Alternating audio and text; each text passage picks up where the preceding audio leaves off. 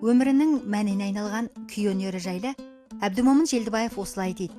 Халқыма жазылған шығармаларды, халқымның рухани азығын, халқымның күй өнеріне, ән өнеріне өз үлесімді шама шарқыма қарай қосып келе жатқан өнер адамы.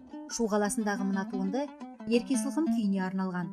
Бұл құндылыққа айналған шығарманың құдіреті болса керек. Есімін елге танытқан шығармасы Ерке Сылқым.